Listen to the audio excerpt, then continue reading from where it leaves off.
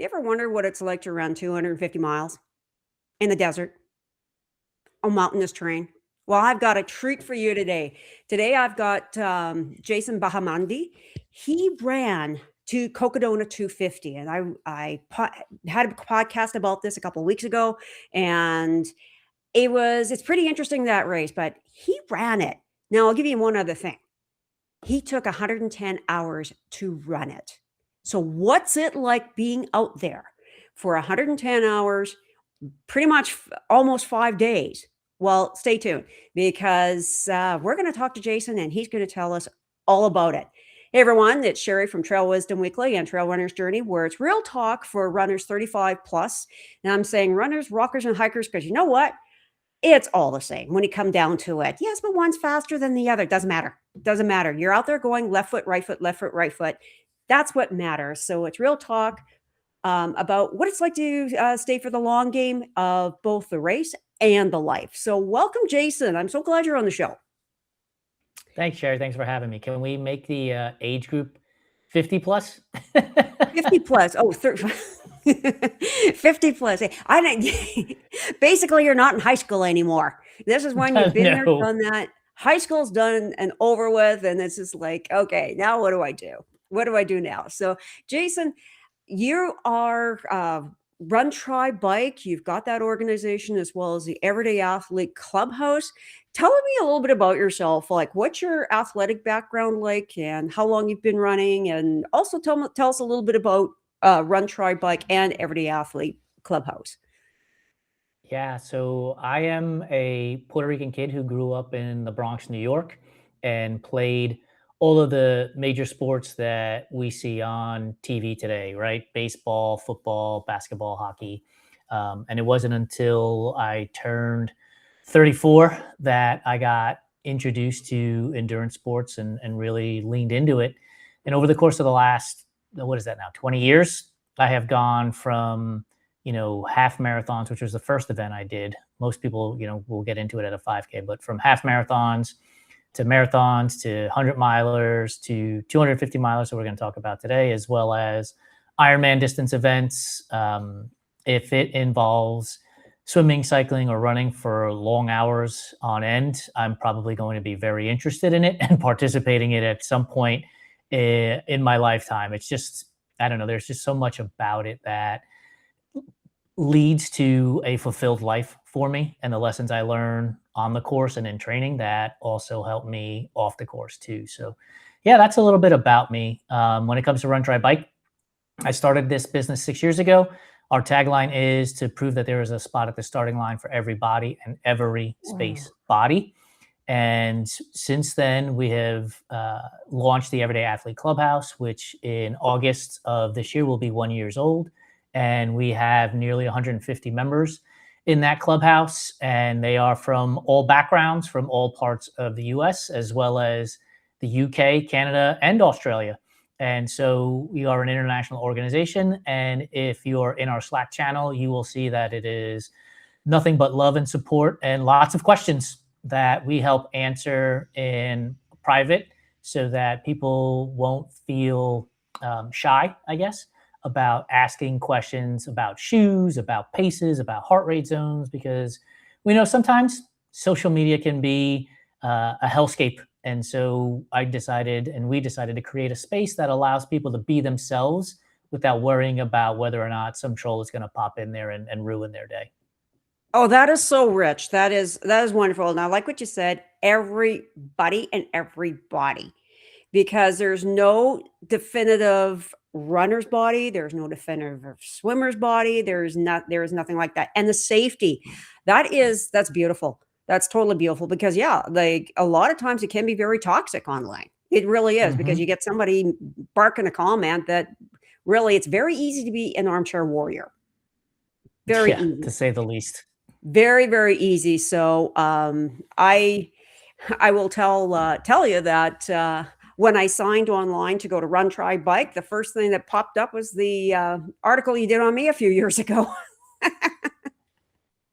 Perfect. Like, oh yeah. Sweet. I love it. That was an enjoyable conversation back then too. So I'm glad we're getting to catch up, so to speak.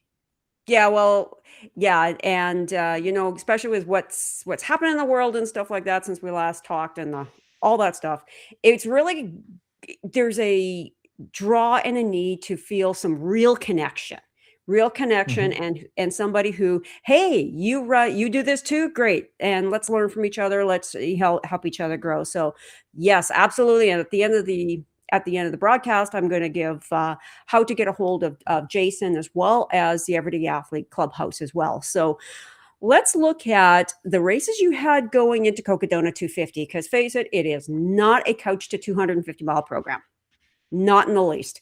And so going in, you ran Western States, and if you don't know, Western States, you have to qualify to get into Western States.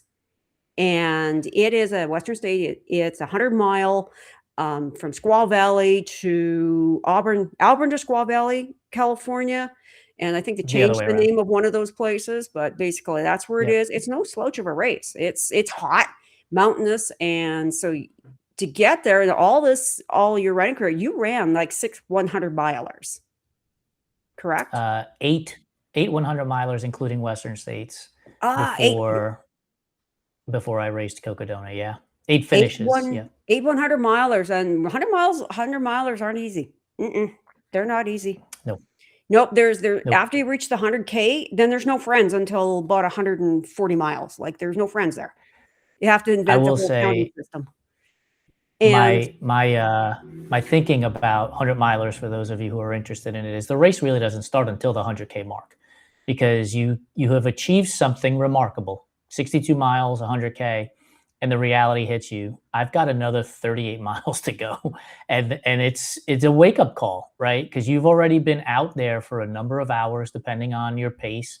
And it's like, holy moly, I've got another 38 miles to go, and that's where mental strength comes in getting through to take that next step after the 100K accomplishment.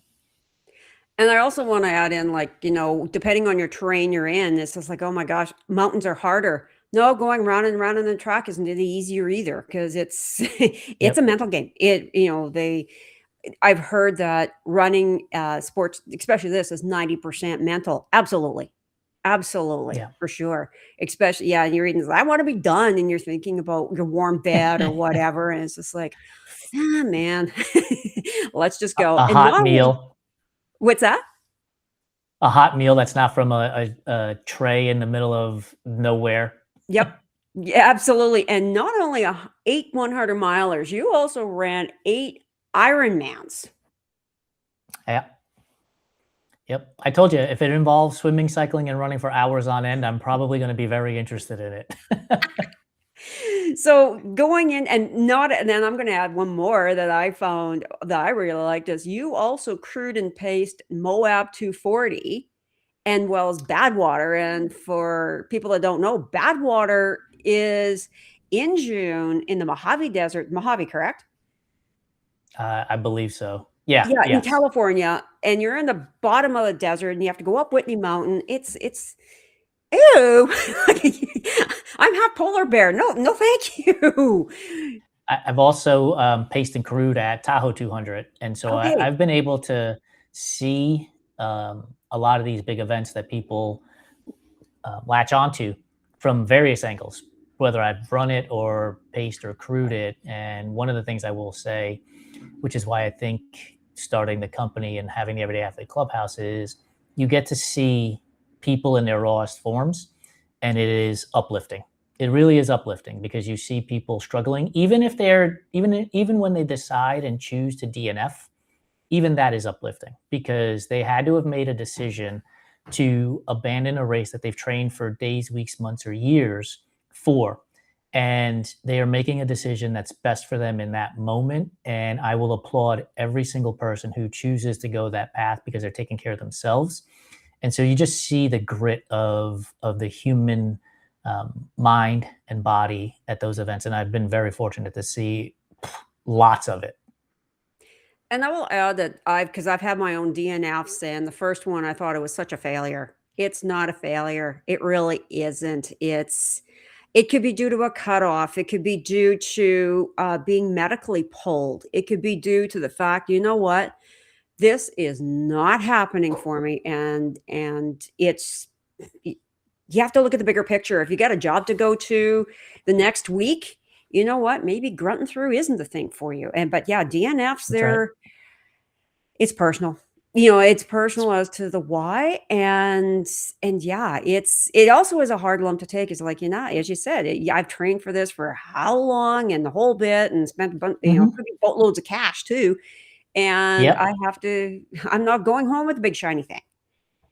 But it's the journey along the way, and that's the most That's right. important part. It's the journey along the way. So, let's go in, like, because 'cause you've seen a lot, you've done a lot, and that's what I like the beauty of this sport is you get to go places and see a lot of things, and right from the get-go, you're a fit guy.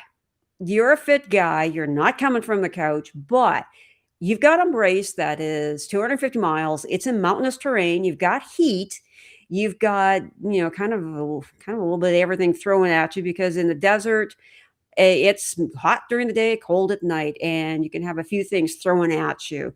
Um, Yep. so how did you prep for that race? How did you train? Not much different than I would for a 100-mile race.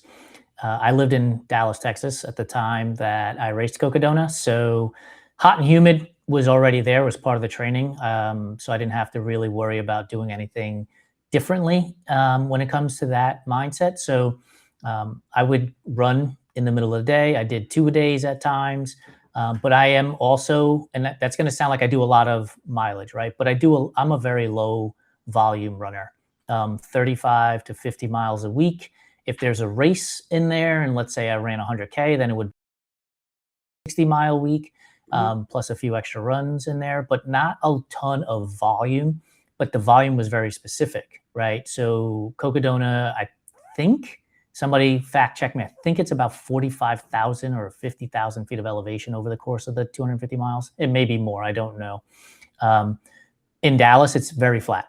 So I took to the treadmill very often. I have probably 10 to 15 different treadmill workouts that involve incline and speed incline or weighted vest incline workouts, and just intersperse those throughout. Excuse me, my regular training program that would be for a 100 miler. Nothing special because you're never gonna be able to replicate going 250 miles, right? Like, so for example, if we think about it this way, if you were to run 20 miles for a marathon, right? That's what, 10/13ths of a marathon. And so you're Mhm. looking at 70% of a marathon. So 70% of 250 miles is what, like 170, somewhere in that vicinity. Like, you're not going out and training for a 170-mile race, right? So, like, you just have to be very specific, I think, with what the terrain is going to be, emulate it as much as you can. I would find different sections of the race course on the maps that Aeroviper provides. And if it's a 10% grade, 12% grade, that's what I would set the treadmill to. What's it feel like to hike up this or run up this, and what paces and that kind of stuff. So that's, in the grand scheme of things, how I would, or how I did, I should say, prep myself for going the 250 miles physically. You know what? I wanna repeat what you just really said, and I think it really needs to be heard, is you did not do volume. You did intent, and that is so important because it's actually better to go into a race 10% under trained than 2% over. Yeah. And And you can, at a distance like this, you can easily get burned out on training too, right? If you are so focused on volume, volume, volume, you can easily find yourself getting burned out because all of a sudden it's like, oh, I got to go do this training and it's 10 miles or it's 15. And stacking that volume can be a detriment to you mentally and mhm, lead to burnout. And then all of a sudden race day comes and you're just not into it. You're like, man, get me out of here. yeah, for sure, and also injury. You Yeah. can yeah, oh, man, I'm glad you said that. You train more, like, with purpose according to the terrain versus the volume. That's a beautiful statement. Thank you. Thank you for that. So, let's go, when we chatted, you also mentioned that you wore a weighted vest as well too. Hmm. Yep.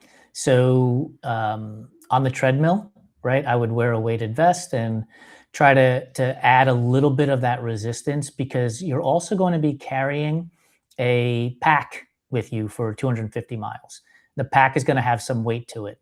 The idea, for those of you that play baseball will recognize this, when you're playing baseball and you're in the on deck circle, you put a what's called a donut on your bat. It makes your bat heavier, so that when you go up to the plate, when you take that donut off, the bat feels lighter and you can swing it faster.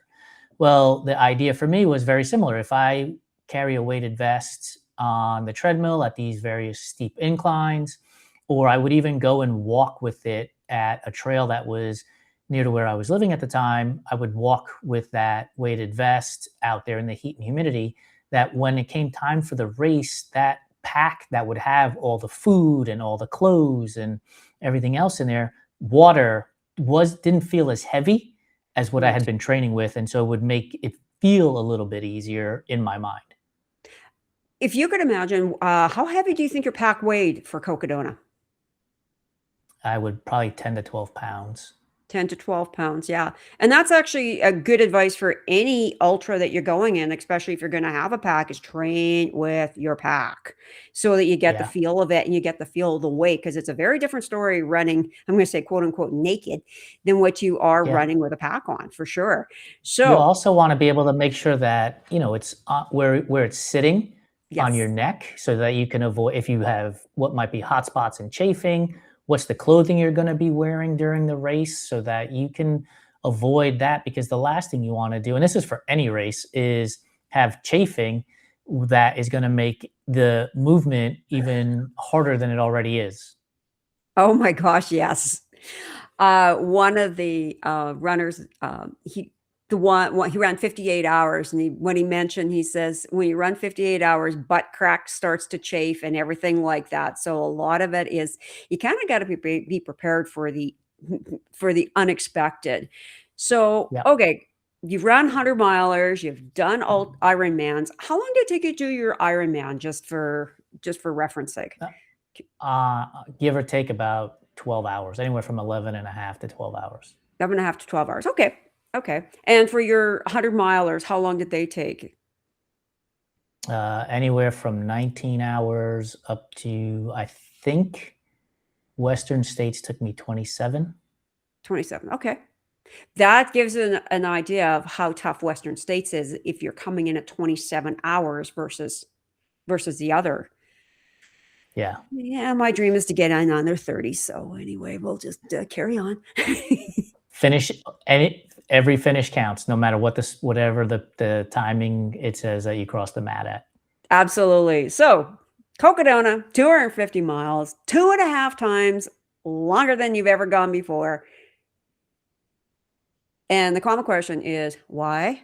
Why would you do that? I would love for this to be like some super deep philosophical answer, but the reality is it was a game of chicken more than anything else. I have a friend that we ran and trained and paced and crewed each other at tons of events when I lived in Dallas. And Cocodona made the announcement, I think it was in 2019, that they made the announcement that this event was going to be happening. And we look at each other and we're like, we should do that. Right. And we're like, yeah, sure. And then obviously the world shut down with the pandemic. And so the race got delayed. But prior to that, we would just, did you register? Did you register? And it was never, no, it was never a yes, excuse me. And then one day I'm sitting in my living room and I get a text message that it just says your turn. And it's a screenshot of his registration page. And I was like, can we curse on this show, Sherry? Can I Pardon use me? explicatives? Can I use explicatives on this show? Okay, I'll mark it explicative. I was like, oh shit, I have to do this now. And I was like, okay. And so I registered for the event. So my why wasn't like, again, it wasn't like I'm going to go deep into my soul and find who I really am and all of these things. No, like I didn't know about 200 milers. Destination trail races existed, Tahoe, Moab, and Bigfoot were in existence, but they were just never on my radar. So I never had a why for wanting to do these things. until I guess the why is that it was a challenge. I was issued a challenge. I accepted the challenge. Let's go. We should. You see, you sound like a couple of drunk guys at a party type thing. Oh, we should do this. Okay, oh, that sounds like a good idea. And then somebody actually signs up. Like, what the hell? Somebody signed up Yeah. here. Like, what do you mean I have to go through with it now?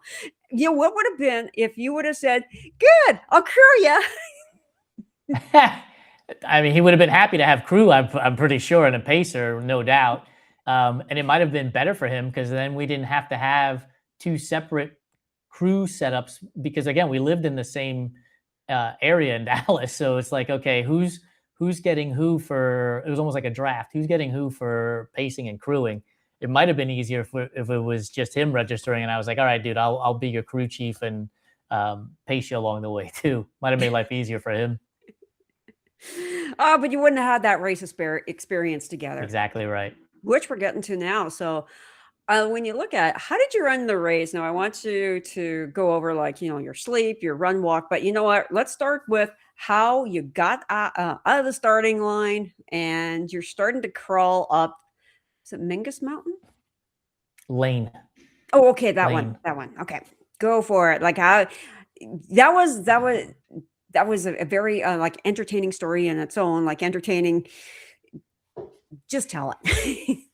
It was so having raced Black Canyon and been on those trails before, you start in Black Canyon City and you start running. And it's, again, it's the desert, it's rocks and dirt and mountains near you. And it's fairly nondescript of a race at the start. And don't get me wrong, there is climbing and there's descending, but there's nothing super bad.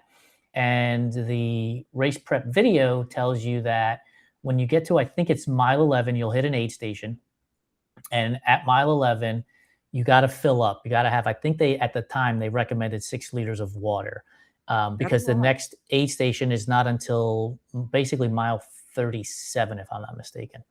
And so we get to mile 11. We decided that we were going to run together until we got to the first cruise spot, which is at mile 72. So we're running together through this, and we're as gleeful as it can be through the Black Canyon section of this race of Cocodona because we're like, oh, we've been here before. We know this terrain. We raced Black Canyon together. We get to mile 11. We load up. Hey, you ready to go? Let's go.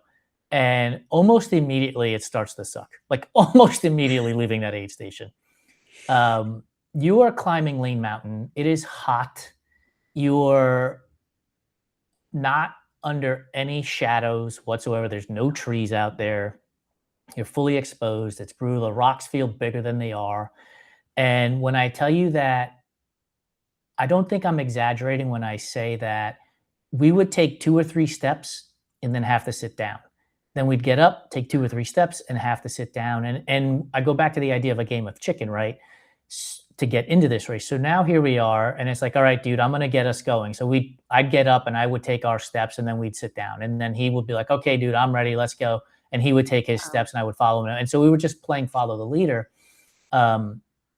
I have told this story multiple times, and I was so worried about running out of water that I was trying to conserve as much as possible and asking people if they had even just a sip to share, right? And there were a few athletes that were passing us and they shared water with us, and it was fantastic. I owe them so much. But it was super, super brutal climbing up Lane Mountain.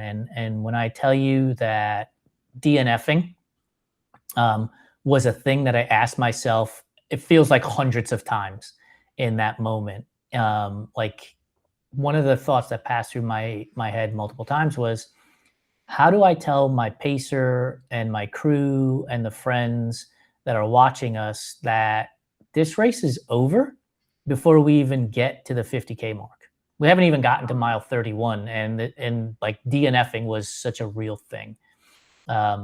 We get to the top of Lane Mountain, and then you start running on single track, and there are these yellow flowers around you, and you can, as far as the eye can see, and it is gorgeous. Like it is beautiful. So the reward for all of that hard work was now this vision that you're seeing. And You then get to start to descend into Crown King. But what they had done was there's an aid station at the top, and they had moved water from the aid station closer to the apex of the climb because it was so hot, it was so brutal that having people wait until they got to the aid station was like not smart. And I will say this, when I got to that aid station, I saw Corey Waltering sitting outside one of the tents. And that's when it dawned on me. We just did some really hard shit.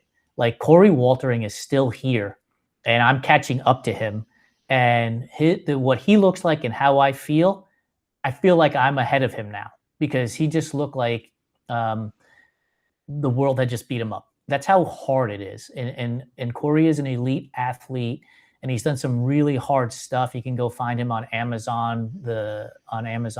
He's got like one of those adventure races he was a part of. And so like he's done some really hard stuff, and to see him there was like eye-opening. And then once you leave that, you descend into Crown King, and it's glorious because it's descending in some wide open Jeep trail road, and now everybody's happy and everybody's talking. And it really is like that moment that you need to be like, okay, we've done something really super hard. We're being rewarded for it. What's the next challenge going to be? And let me guess, you probably had a few challenges along the way. Yeah, I mean, we have another 213 miles of challenges to go after we get into Crown King. I think it was like Maggie Guterl. I will add this. So for people to understand how hard it was, again, I told you about Corey. I think it was Maggie Guterl who did the race the year that we did it and said it was absolutely the hardest 50K she had ever done. And she, again, another elite athlete who's done some really hard things. And so getting to Crown King is a task. And so if you get to that spot, pat yourself on the back. You've done some really hard shit. Oh, absolutely. Absolutely. And I'm going to, I hear this, I've heard this and I hear this. And I was actually in a race when a lady went and said this, and I actually had to move away from this woman because she would have had a new wardrobe by the time I was done with her. But, if you didn't run, the whole thing, that doesn't count that you ran the race. I don't know what that means. What is she trying to get? Basically, if you didn't run the whole thing, it didn't mean you run the race. So what I say like physically ran it, you mean? Yeah. Okay. What gate? Yeah, you walked, ran, crawled, hiked, bouldered, whatever it is. And that's why I want people to understand is that run is an umbrella term. Yes. It's an umbrella term, especially when you get into the ultras, because there's times of where you cannot run. I don't care who you are. You cannot run because the terrain demands it. So you ran, you walked, you crawled, and you probably slept. Oh, I did. I absolutely slept. I know going into this, again, I don't, just so people understand, I don't do a lot of research. I don't want to say a wing it athlete, but I guess I'm a wing it athlete. We'll figure it out along the way. So I don't do a lot of research. I don't read a lot of race reports for a few different reasons. One of the reasons is I don't want to taint the jury pool. Somebody's hard may be my easy, and somebody's easy may be my hard. And so I tend not to read that stuff. My crew chief sent me a Google Doc that had and I'm going to exaggerate, looked like 75 tabs on it for her Tahoe 200. And she was like, here's what I did. And I was like, I was so overwhelmed by it. I just deleted it. I didn't X out. I deleted it. I'm like, I can't look at this. It's too much. So going into this, Greg and I had talked about, and Greg is the friend from Dallas, had talked about sleeping and what does that look like. And his thought process was, I'm going to sleep as little as possible. And I was like, okay, that sounds cool. We'll figure it out. Right. During 100 milers, I didn't sleep. And I was like, okay, should be easy to get through this stuff with a few winks. We got to the mile 72 aid station, and I think I slept for about 15 minutes. And we got up and left. And I realized as we were moving along how exhausted I was.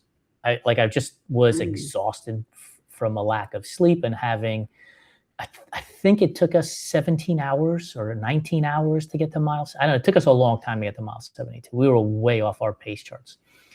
And in that moment, I was like, I'm going to need to sleep. And so my change of plans, my pivot in my training strategy, racing strategy, I should say, was I'm going to sleep every night in the van. I had a rental van. Okay. And so what I would do is I would tell my pacer, have the crew take out these clothes. So when I get to the van, I can change my clothes immediately, have a cup of coffee and some food and whatever else so that I can climb right into the van and go to sleep for 3 to 4 hours.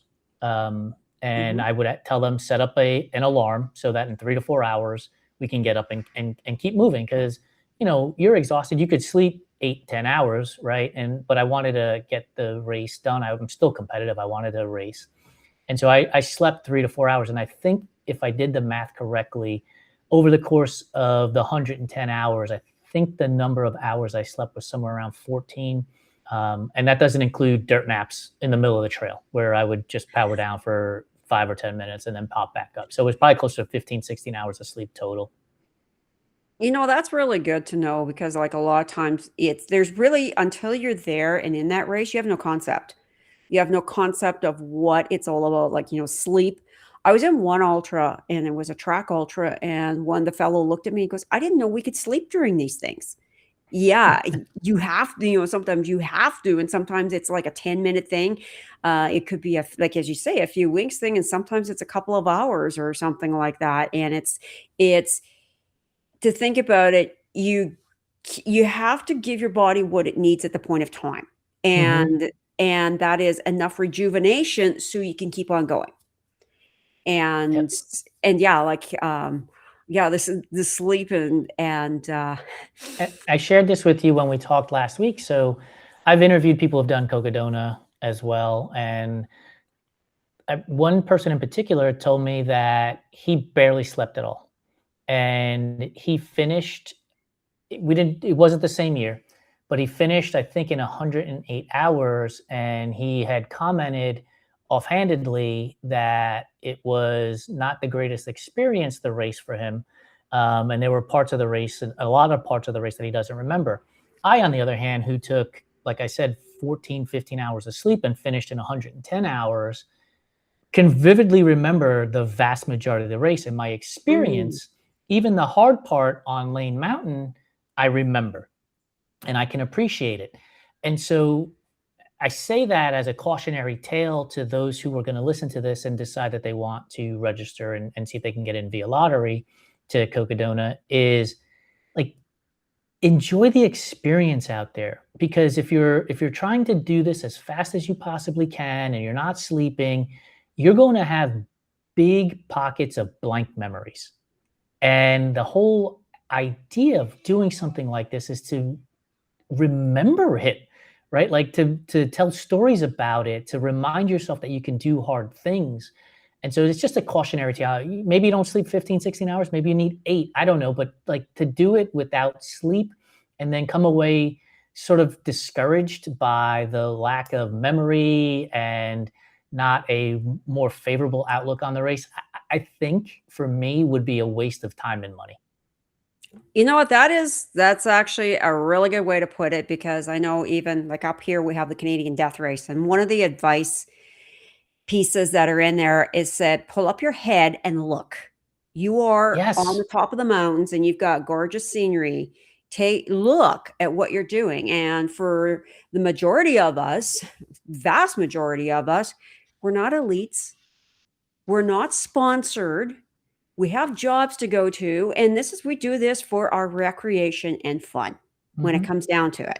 And if anybody's saying, "You do that for fun?" Yeah, I do that for fun. And so does Jason. And so this is what we do Yeah. for fun. We like to do hard things. And you made a valid point of being able to remember those hard things. And that's very valid. I thank you for bringing that up. It's like, do this. Yes, do your hard thing, but also when you're going through this, if you don't get to sleep, you don't get the memory. Yeah. That It's well, as simple as that. It really is. that's actually that's really really good. I like that. So you had the mind games on Ling Mountain. Did you have any other mind games along the way, or was that one and done? I think that was the one and done. aspect of it, because I learned from it, right? Like I can Mm. do hard things, and that became my baseline for hard things throughout the rest of that event. Um, Climbing Mingus, I loved. I absolutely loved climbing Mingus. Eldon was very difficult, but in my mind, it wasn't as hard as climbing Lane Mountain. And maybe it's harder. I don't know, but I had set that baseline. Like this is the hardest thing you're going to do over these 253 miles. I made some wrong turns, so I went 257 miles. But over the course of 253 miles, like that's the hardest thing you're going to have to deal with. In Sedona, there's a climb that you go through that also feels like you're about 3 steps away from touching the clouds because you're just going vertical for the most part. But it never felt as hard as Lane Mountain was, and that I think is because I just set that as the baseline in my head. Like, there's nothing you're going to do the rest of this race that's as hard as this. That's a good piece of, a good perspective of looking at it. I just did that?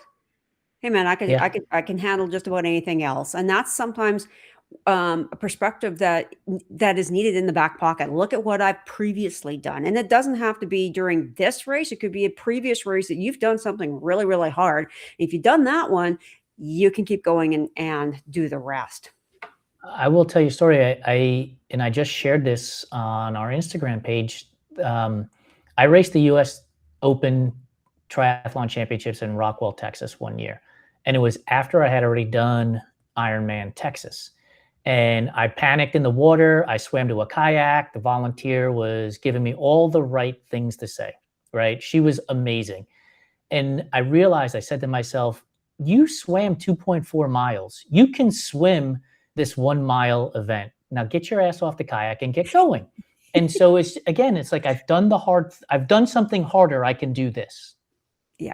That's really good. I've done something harder, I can do this. Yeah. That's great. I like that. I really like that. And if you haven't done something harder, you know what? I've done something just as about as hard. I don't have far to go on this one. So, yeah, like sometimes we do have to be our own coaches out there, especially when there's no 100%. one else around except bears Yeah. and cougars Yeah. and frogs. So, yeah, we have to be our own coaches out there. So, what did you eat?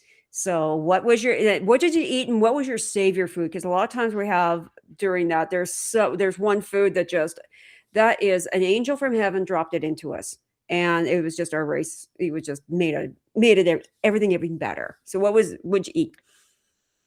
So it changed over the course of, 110 hours, but I went into this with the idea of liquid calories in my flasks and in my hydration vest and gels and all of that stuff, right? Snickers bars, Kit Kat bars, Twix bars, lots of candy bars along the way because you just need to fill yourself up with calories. Well, one of the things that happened to me is the gels are typically in like a foil package.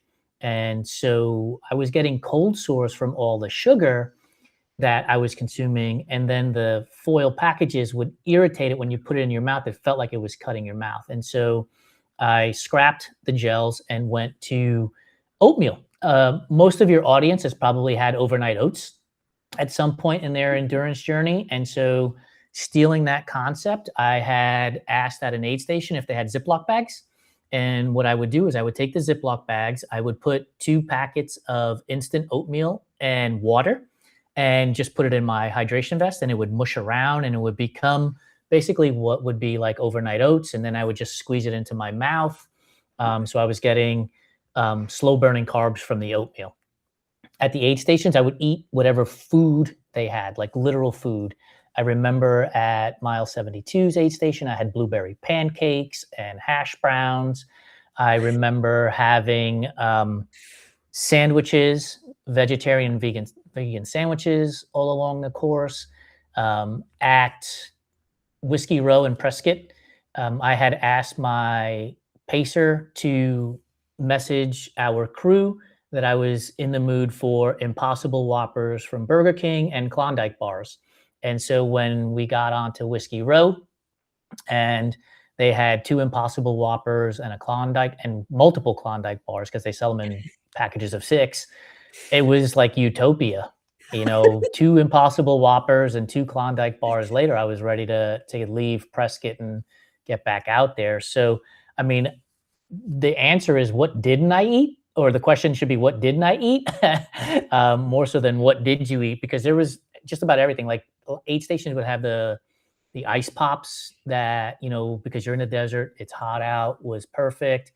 When you would get to some aid stations at night, I remember vividly it was the second night we had just finished climbing. The stars you could see so clearly. It was beautiful, Ooh. but it was so cold. And so we sat around a fire pit. There were three of us, Greg, myself, and some stranger, and we consumed what felt like 10 gallons of, for me, veggie broth, for them, chicken broth, to just Mm. warm up and get the salt in our systems to get going. So take advantage of what was there. I will tell you at Sedona, because I had done this previously, I'm a big fan of mashed potatoes and maple syrup. Quick acting carbs with maple syrup, long acting carbs with potatoes. Yep. Together? So when we got in, yes, when we got into Sedona, they didn't have mashed potatoes, but what they had were these instant potatoes that you pour hot Mhm. water. They were hash browns, instant hash browns. You pour hot water into that. It's in like a cardboard carton. You shake it up, Oh, and yes, the yes. potatoes revive. And so I was like, oh, can you just pour some maple syrup in there? And so I had hash browns and maple syrup in Sedona. And it was glorious. It was absolutely glorious. Now I've gotta ask a question. If would you eat that now? Like, as in you're not in a race, maple syrup and hash browns? Yes. Yes. I have never heard Yes. of that. Oh, for crying out loud, I've never heard of that. Yep. And I my had my last it. podcast, I said you have the weird cravings, like the weird stuff. Okay, folks, this is one of them. I have never heard of maple syrup and hash browns, but you know what? When you're craving it, do it. That's the only thing I Yeah. have to say. The first time I had it was at Bandera, which is in Texas. I ran the 100K, and I just needed something hot, and I also wanted something sweet. And they're like, "Well, the only thing we have sweet would be this maple syrup. That do you want that on your mashed potatoes?" And I was like, "Yes." Like I didn't care. I just wanted that, and so it was like a concoction by accident, but it absolutely, for me, it's glorious. It's absolutely glorious. Well, actually, like potatoes in back in the old, like, olden days type thing, that's what actually they had in the center of chocolate was potatoes. Potatoes and sweetened. So no, you're like, yeah, but it's just not something like potato, it's butter, it's Yeah. it's the savory stuff for crying out. But yeah, we don't think about that. But you told in our call, you went and said the hot dog. You had to have a Yeah. hot Oh, dog yeah. a certain way, and More I've than been one. waiting a week More to than find one. out. So, my wife had so again, I'm typically the unprepared runner. My wife read the race packet briefing that Aerovipa puts out, and she saw that at the top of Mingus they were going to have vegan hot dogs, and she was like, "Make sure you have vegan hot dogs when you get there, no matter what you do. Make sure you have vegan hot dogs when you get there." So we climb as we're climbing up to Mingus. I had already told my crew they're going to be vegan hot dogs there. They have to be prepared a certain way, otherwise it's just not going to work for me. And they were like, "Well, what's the certain way?" And I said, "So in the bun, you have to put crushed potato chips down first to create a base so that the bun doesn't split from the hot dog. Then you put the hot dog in. Then you need to put mustard and then put crushed potato chips on top of that so that the potato chips don't fall off the hot dog because the mustard acts as a glue." And I said, at least two of those when I get into that aid station. And they were on point. They had my hot dogs prepared and ready to go when I walked into that aid station, which was fantastic. And here's one thing I will also add: at Mingus, they have medical there. And I want to give a shout out to the medical staff that was there because they do a great job of asking you questions in a friendly manner that doesn't make you think that you're being examined, but you are being examined. They want to know that you're coherent. They want to know that your mind is ready to go and keep moving. and not something that is going to hurt you in getting and leaving the aid station too fast. So they asked great questions, and do you know what day it is, and how are you feeling, stuff like Mhm. that. But then they'll keep asking you a handful of questions so that you're prepared to keep going, or they're prepared to tell you you need to take a nap. Nice. And yeah, like I get that because I'm also a medical person. So yeah, it's the questions you ask and to anybody out there, if you're being asked these questions, it's their way of going, are you okay? Because they're looking for It's certain exactly things. right. They're Yep, it's either, "Are exactly you right. okay?" Now, with through the race now, did you more drip feed your food or was it, kinda like a feast and famine? Or more like a drip. So I would the oatmeal mush, I would have at least 2 Ziploc bags of it in my vest at all times. And so I would eat at the aid station, and then I would take those 2 Ziploc bags with me, right? So Okay. I'm eating a ton at the aid station, cookies and whatever foods they have, and then I would have my oatmeal mush with me to carry me until I could, plus other stuff, don't get me wrong, until I could get to the next aid station.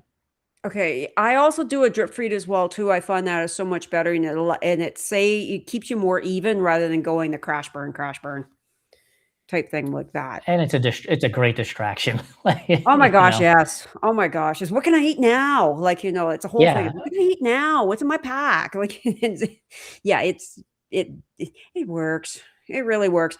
Did you ever have any pickles or pickle juice? Yes. That is something that is always a part of, for me, any sort of trail or ultra race that I'm doing. I will tell you a story at Black Canyon. My goal was to break, 12 hours, and we pulled up to the last aid station, and I put Coke and pickle juice in the same flask. I don't recommend it. It tastes awful. It absolutely tastes awful. Don't do it. But it was great because I got the sugary sweetness and the from the Coke, and then the electrolytes and the sodium from the pickle juice. I drank it as fast as I possibly could without getting sick, but it helped carry me to breaking 12 hours at Black Canyon. So it works. It's just know that it's going to taste terrible if you do it. Pickle juice, yeah, it's a lifesaver. It really is. It saved my race. And I was like not very far into it, and I was just not feeling good, and I got the pickles. I honestly carried a bag of pickles with me through the whole race. So Yeah. yes, pickles and pickle juice. Mhm. Absolutely, absolutely. So what was it's a big course. It's a big course. What were some of your favorite moments when you looked and you thought you mentioned the stars? That Yeah. and I'm assuming you probably took a couple pictures along the way.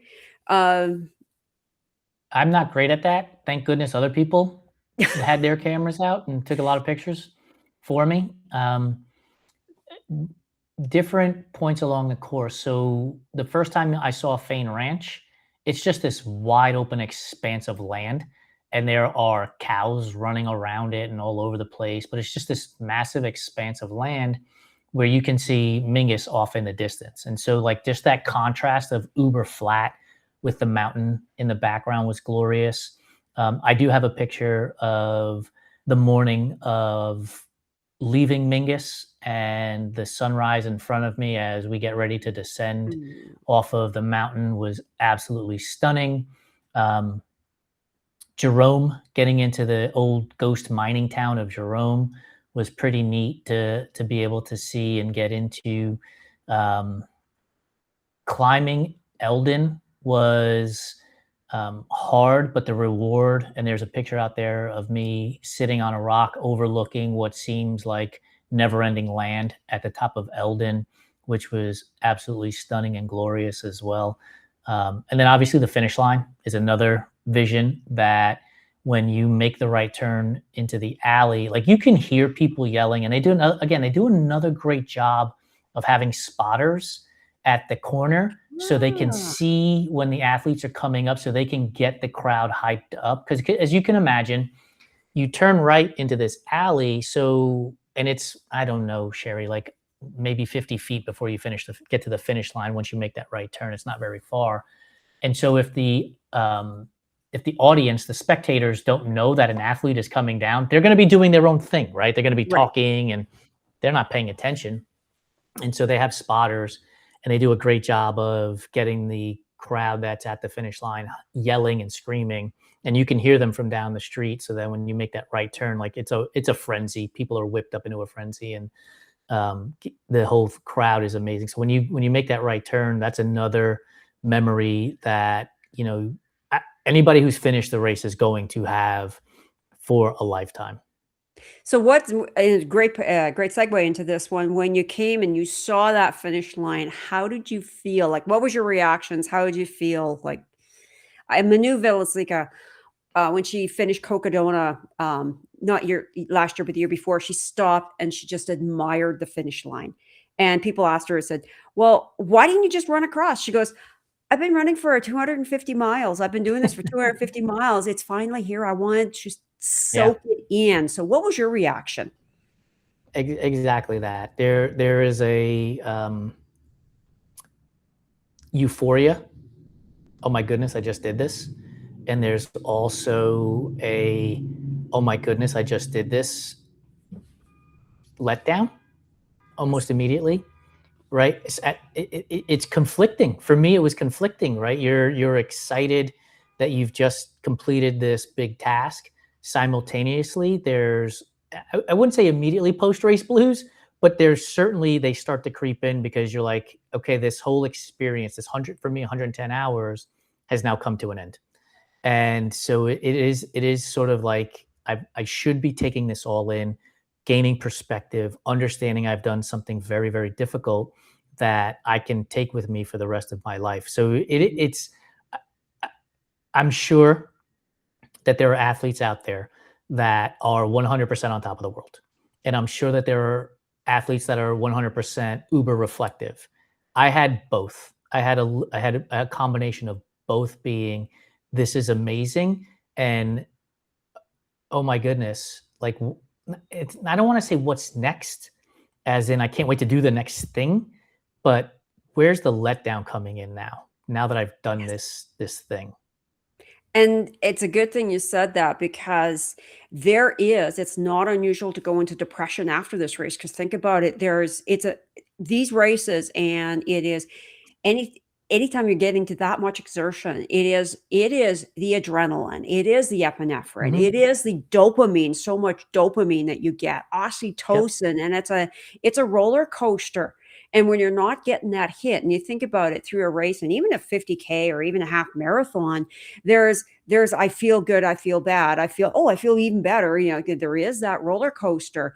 And yeah, this is done. All of a sudden, it's the realization of, okay, I'm done that. Where's my next feel good going to come from?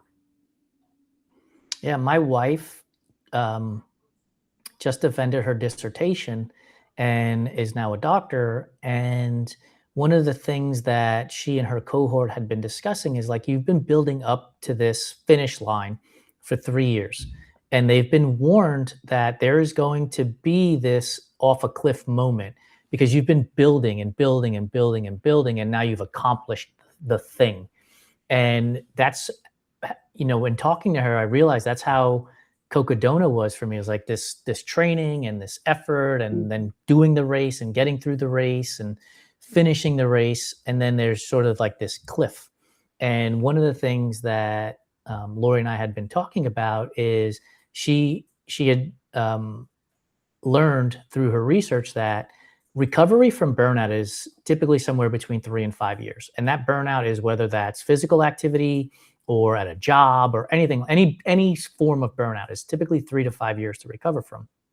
And it's 2026. I did that race in 2021. And I will say for the first time in about 5 years, I am excited to race again. It doesn't mean I didn't race previously. It didn't mean I didn't show up. It doesn't mean I didn't train, but the idea of racing again is finally here. And I've done um, and I've changed up as well. So I was racing trails and ultras, and I've gone back to road racing in 2026 to see if I could find that spark, and it has worked. So the culmination of getting through burnout, and post race blues, which I think is Cocodona's scenario, to changing up and running road races, and I've done 2 marathons this year, and I've had a great time at both. Like, I'm excited to race. I'm excited to be back out there. I'm excited to do all those things again. And so I'm not saying this as a cautionary tale to people. I'm just asking them to be aware and Yeah. cognizant of what comes after the finish line. Absolutely, and that also could be too if you run, for, if let's say, for example, you do 300 milers in a season or like whatever it is, that yes, it is totally to be aware that, yeah, you can get the doldrums, you can get the depression, and to be prepared for that and to have, okay, what's going to make me feel good? Where's my support system in this? And with the burnout, I'm glad you mentioned that 3 to 5 years for the burnout. Well, I could tell you one thing going through menopause and postmenopause with getting a new like body 2.0, yeah, you're looking at a while too. So the whole thing is to be kind to yourself and kind to your body and finding out what actually is going to work for you, what's going to bring you and what's going to make you feel that in some ways you're not losing your mind. That, and Right. also another one is that it's just happening to me. No, it's not. This is actually quite common. So when we watched Cocodona this year and we saw Rachel Enterkin come in at 56 hours and 9 minutes, like, holy cow. And I don't care, man, like, she was fantastic. And not only did she claim first woman, she was first overall and has the total course record. What was your reaction when you saw Rachel, that what she had done? And you look back and there was a picture of you and your buckle and you went, "Yeah, I got 110 hours. I had more course time than you did." But what was your reaction when you saw her, the phenomenal thing that she did? And that's not taking any away from anybody else. To cross that finish line is phenomenal.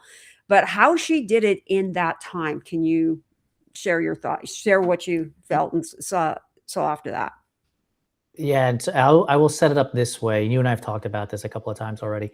I am not a huge consumer of um, social media, running social media at the elite level.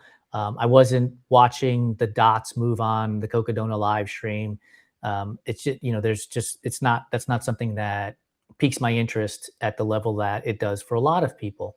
And so once I saw the posts coming in because other people were talking about it, I was flabbergasted because, and it's not because it took me 110 hours, it's because I know the terrain I covered Mhm. and how she was capable of covering it twice as fast as I did, and how incredible of a feat that is. Because we just talked about Lane Mountain at the start of this, and how I would take 3 to 5 steps and have to sit down, right? And I'm thinking to myself, my goodness, like how fast did you run up Lane Mountain?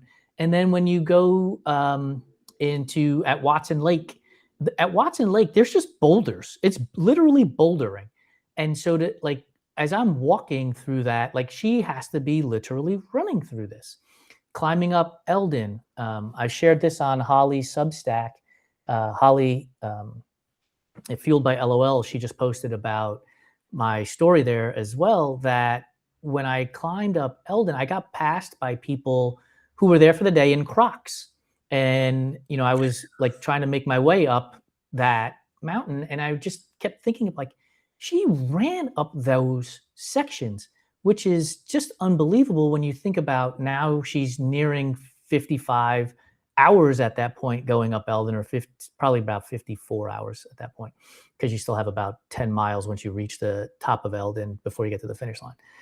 And so, like, that's just flat out amazing. Yeah. And I think about the descent off of Eldon, and it's on a Jeep road and it's super steep. And that's a great way to get your feet caught up underneath you and fall head over heels and make your way down the mountain in a somersault. And like to be under control at that pace and that speed, it made me, I was blown away by that concept of going that fast. And when she come into the finish line, she was fresh as a daisy, it looked like she was She just looked like, it like was it for sure. It's unreal. amazing. It was unreal. And Killian Korth, who came in second, first man, and he also set a record for the men's. He says, "I'm strong, but holy cow, she's strong." And the thing is, that's one thing to give credit is just how strong Rachel, and like when you think about the people that finish in the less than 60 hours, that's strength.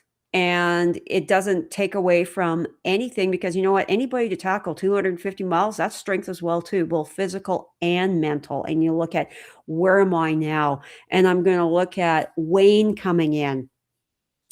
Wayne Amos when he came in and it was such an emotional finish and it was he was bent over, he was could barely walk and he had help to cross the finish line and he came in at 125 hours. And, the whole thing is when you look at that, and that's the epitome of the human spirit right there, is he didn't stop. He kept on going. And, some people said, well, that's unhealthy. Well, maybe to you it might be, but to him, it meant a lot. And it's like, it's to see Wayne finish at that. Can you comment on that part?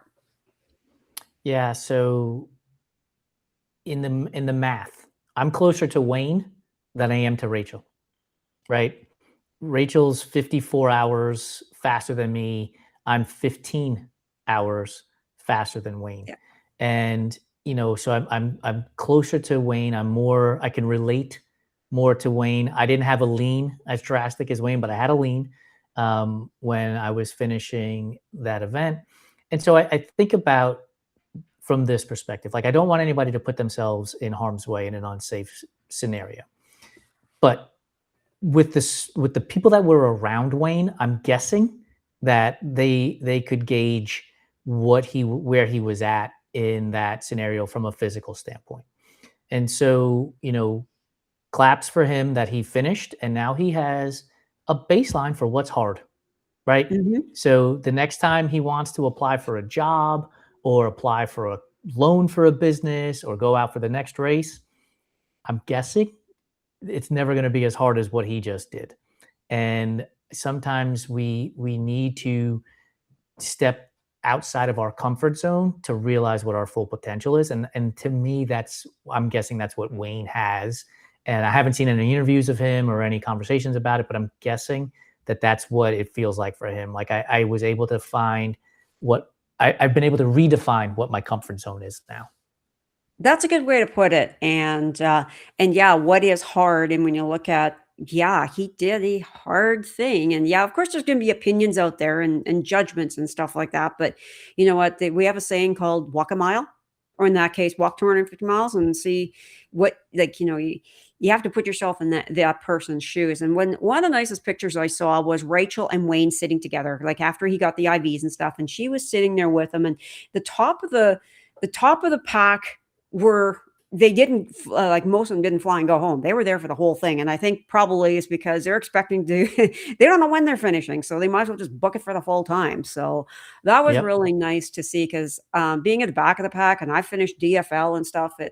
It was so nice to see all the crowd lit up like a Christmas tree, and everybody just cheering and encouraging to come in because I've come in of where it's like oh, hello. Anybody here? You can just hear the crickets. Like, that's the only thing you're coming into is the crickets. And just to see that is just it was emotional. It was totally amazing. And all right, so it's post race. And we're gonna talk about, like, because like, when you see people come across the finish line, "Yay, we're wonderful," and stuff like that. Now the reality sets in of what your body actually really looks like and really feels. So, what was it about? What did you notice, like, with your body? Because face it, the 110 hours, you pounded your body through a lot. What reactions did your body have? Swollen. Like everything was swollen.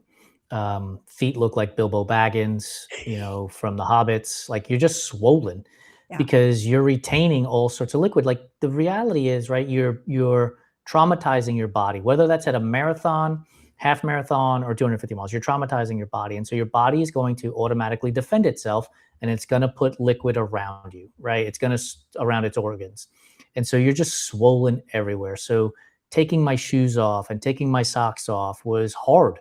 Getting undressed to sit in the bathtub was hard. And you're just sore all over.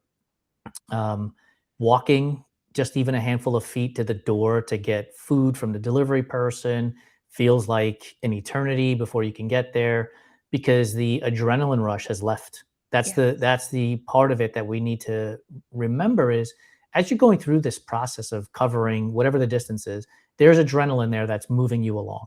Well, now that adrenaline is gone, you've crossed the finish line, the adrenaline's gone, and now your body's like, okay, we're supposed to sleep, we're supposed to rest, we're supposed to do nothing, and you still got to shower, you still got to travel, you still have to go to the door to get the food from the delivery guy. And everything feels like a lot more work than you're accustomed to. But my hands were swollen, my feet were swollen, my gut was swollen. Um, you just have to give yourself some grace, Yeah. right? I have disordered eating, so body image is a thing for me, and so seeing my body after that event, you got to give yourself some grace and knowing like you're swollen because your organs are protecting themselves. It's not that you put on weight while you were running for 110 hours. But yeah, it's a lot of let's get calories in, let's get liquids Mhm. in, let's get calories in, let's get liquids in, let's go to sleep, let's get calories in, let's get liquids in. Like it's just wash, rinse, repeat. And when we talked, you said that the scale moved, probably 10 pounds heavier, At least, at at least, and least 10 that's pounds one thing that's heavier. important for anybody out there to hear is that, yes, inflammation is real. It's real, Hmm. it's, afterwards, and when you've got the inflammation that's real, and how do you cope with it? And one of the things, yeah, eat, drink the whole bit. And it's nothing about gaining weight or anything like that. Believe me, when this goes away, you probably your body's going to be in a different spot. But to get that, so question because how long did it take your feet to feel clean again? That's a great question.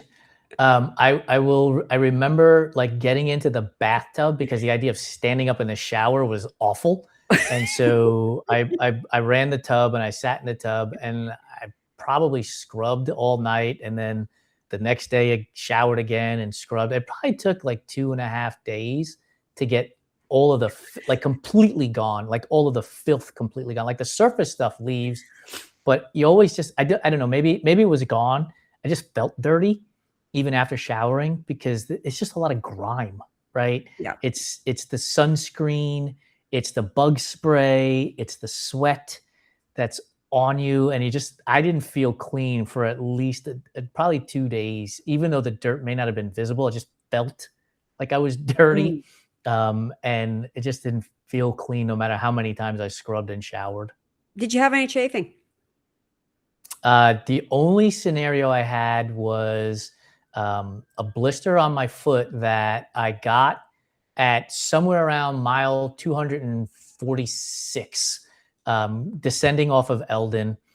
You're like I said, it's super steep, and we are probably halfway down the mountain when I felt something in my foot, and I was like, "Oh shit! I bet you that's a blister that just popped open." And sure enough, handful of Mm. steps later, I could see the blood on the shoe. And so I loosened my shoe and opened it up and looked at it. And sure enough, it was there. And so then I retied it with a little looser foot setting so that, my foot would swell, but it also would have some space in there to not rub too much.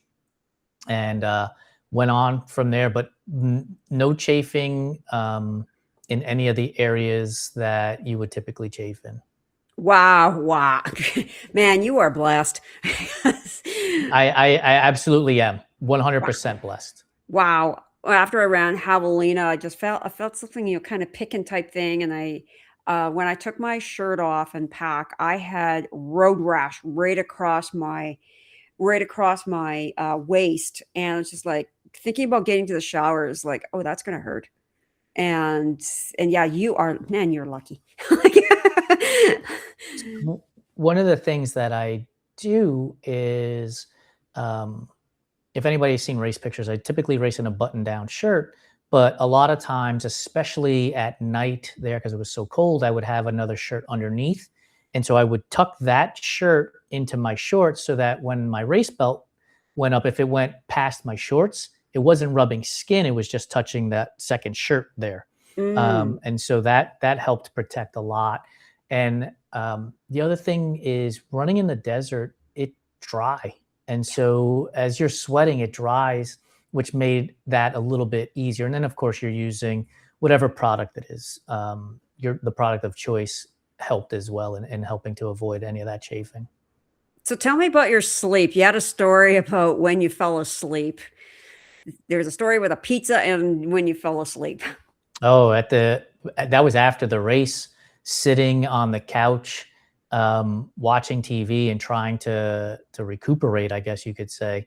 Literally fell asleep with pizza in my hand, like just passed out, sitting on the couch, wake up. I don't even know how long later, and the pizza's still in your hand. Like it's weird, like it doesn't fall. Like why did it not fall?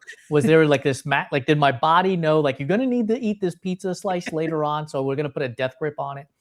It was weird that it just didn't fall to the ground. But yeah, like you're so tired after something like this, right? Like you're going to sleep when you don't expect to fall asleep. Yeah, climbing into bed, you're gonna pass out for sure. But there will be moments where you're just sitting and the world slows down and whatever's on TV just isn't keeping your attention. And even if it was the most exciting thing in the world, you're just not interested in it and you fall asleep. And I did that with Pete. First of all, the table in the Airbnb was filled with food, all kinds of pizza and bread, and you name it was on the table, because you're just hungry and you're like, everything sounds good. And you're like, I'm going to need to eat. So you order everything. And then just after a slice or two, like I was exhausted. I fell asleep with the pizza in my hand and woke up with the pizza in my hand. Then resumed to eat again. Oh, it's hysterical. Like, you look at it back, it's hysterical. And funny at the time, it's not. It's like for crying out loud. Shocking. Like, It's why is this pizza still in my hand? how'd this pizza get here? Where am I? Yeah, where am I? Yeah, exactly, exactly. How long did it take you to finally feel that you are quote unquote human again? That's a really good question. I didn't run for a very long time.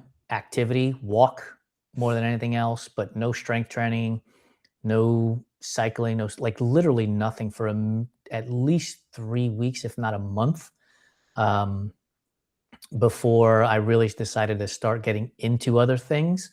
And so, avoiding as much of a planned workout, go out and I would go and move around and get on trails and stuff like that. But nothing that was like a strict training plan where you would feel guilty if you missed a day kind of thing. Just do what you felt like doing. There was cycling was involved in there because it's no impact. There was swimming involved because it's no impact. But running wise, probably 3 weeks, maybe a month before I got back out to running again. But I would get active because again, you want to move, get the blood flowing so Mhm. that you could flush the toxins out of your body. Which means, like, I can't stress this enough: drink all the water you can possibly drink so that you can go to the bathroom and get rid of all the bad stuff as quickly as you possibly can. Um, but yeah, I would say probably like 3 weeks before feeling good enough to go out and do stuff. Now, I had to go to work. You've mentioned, having jobs. Mhm. I had to go to work, and all of that stuff was on repeat, and handling stuff and having conversations and that stuff. So that, from a normal perspective, that was there. But as far as physical activity, it was probably 3 weeks before I would start training, quote unquote training. And I like that you gave yourself the time. You gave yourself the Yeah, you time, have to. and yeah, you have to. And it's not only a physical thing; it's a mental thing as well One hundred too. percent. And in our conversation, you mentioned that it was a 50 miler. Was it Lake Sonoma that you were in? Can you share about Yeah. that one? That man, that race was so hard too. So Lake Sonoma tagline is relentless, and it really is. No, I don't think it is anymore, but it used to be a Western States qualifier. I think only one of two 50-mile Western States qualifiers at the time.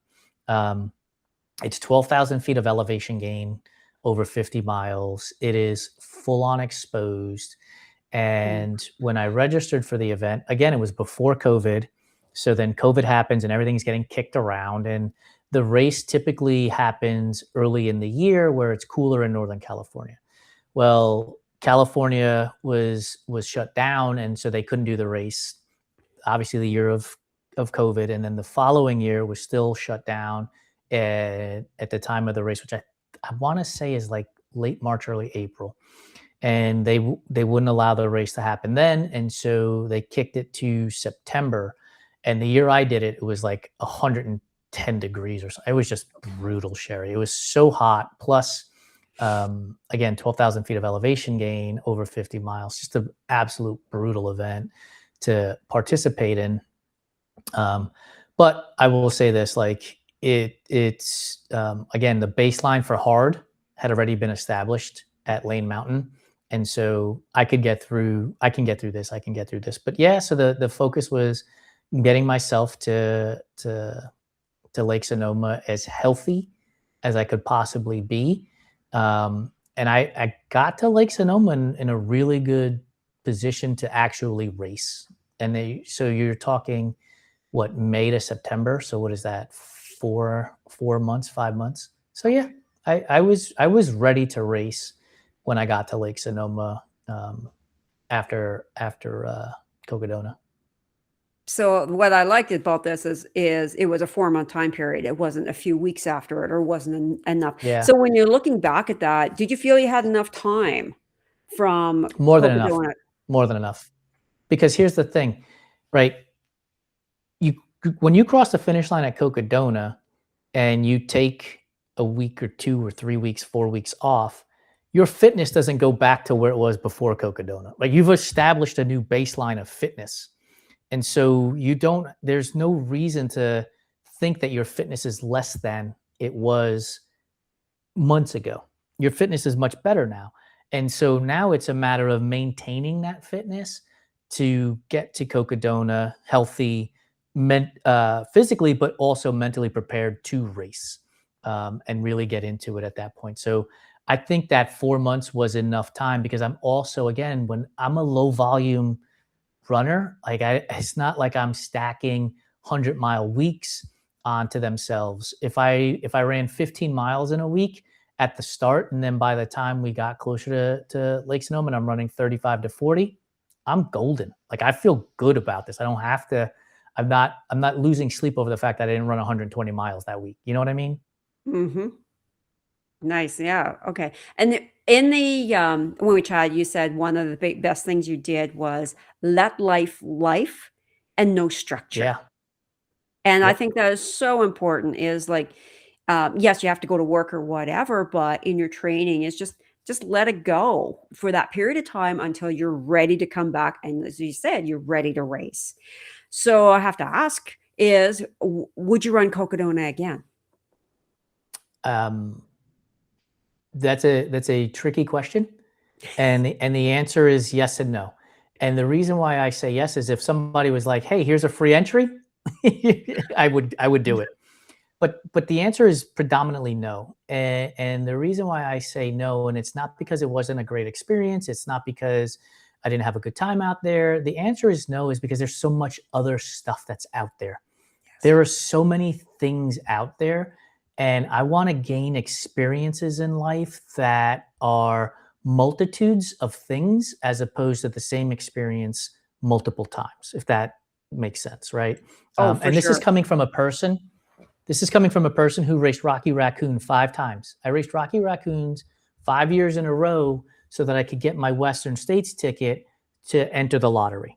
And so I'm not saying this coming from a person who's never done the same race twice. I've done multiple races multiple times, and I think a lot of that comes from being insecure in finishing. Hmm. And so, yeah, I say that because look, I knew I could finish Rocky Raccoon. Like, I've finished that event in 19 hours. I had a goal of breaking 19 hours, and I think the max time you're allotted is 30, maybe 32. And so you're looking at another 11 to 13 hours that if things really went sideways for me at that event, I knew I could finish. And I could collect my Western states. But if I was to go to another race, there would be question marks. I Could I finish this gotcha. race? Could I finish it on time to get my Western states entries? Like all of those things enter into it. And so that's a long answer to your question, which is no, I wouldn't go back to Cocodona because I want to stretch myself. I want to go see something else. I want to go live a different experience. Cocodona, running through the desert for half of the event, and then getting into Sedona for a quarter of the event is Red Rocks, and then you getting into Flagstaff and Pine Tree Country, is a quarter of the event. Oregon 200 appeals to me because it would be like the end of Cocodona for the whole thing in the Pacific Northwest. And that would be a different experience. And so for me, it's, I want to go experience something new, something different, something that will challenge me differently than the way Cocodona challenged me. That's a fair answer, and I like that because, there's gonna be races that you love to run. For Mhm. whatever it is, it comes around again, you gotta run it. And then there's some of them you run, if you go, "Yeah, that's good. I'm good with that. Yep. Good with that." Now I'm gonna ask, because you've done Cocodona and you saw your training, knowing then what you know now, would you have done anything differently for your training? Nope. Good Maybe answer. swim more. Okay. Maybe swim more. And the reason why I say swimming more is because it is non-impact, but it will help increase your VO2 max. Because if you think about swimming in and of itself, you're completing an activity with less oxygen than you normally would if you're riding a bike or running. And so it will help you with your VO2 max when you're swimming because you're not breathing a lot of the time while you're active. And so it helps with recovery. It helps with non-impact fitness. And so Mhm. maybe I would add more swimming, but in the grand scheme of things, I wouldn't change a thing. Look, I got through the event 110 hours with no injury. And How that much more how much more volume would you add and what is the return on that investment? So I would go from 110 hours to 108. Like no matter what I did, I'm not going to be down at Rachel's speed, right? Mhm. So how much are you really going to invest to improve on the margins of 110 hours to 109 hours to 108 hours? And then I would ask myself, would I be immensely more proud at 108 or 107 hours than I am versus 110? And the answer is no. Like there's minuscule separation between 107 and 110 hours to go from 35 miles of training to 50 miles, from 50 miles to 75 miles. Like that's just the margins gained for me are just not worth it there when I can go do other things in life and enjoy life away from the sport and avoid getting burned out on training. That is such a good answer. I really like that. That is such a good answer. It's a good perspective to have as well too, and is training that much harder, that much longer, what's it gonna yield in the long in the long run? That is such a good answer, and, thank you so much for sharing your story here with Cocodona, and you know what? It's Cocodona, but you know what? It applies to any race that somebody wants to go in that is stretching the limit and stretching how far they wanna go. So, what's the next race for you? I don't know when you're going to publish this, but we are going to be racing at the Salt Lake City foothills on May 30th. We're doing a half marathon out there, trail race. And then June 26th, I think, is the San Francisco Marathon. Those are the next two races that are coming up on the schedule. Nice, very nice. So how could people get a hold of you, Jason? Because I'm a marketing expert, everything is all the same at Run Try Mag. So you can go to YouTube, you can go to Instagram, you can go to our website. Everything is at Run Try Mag. And I welcome you to email me if you have questions.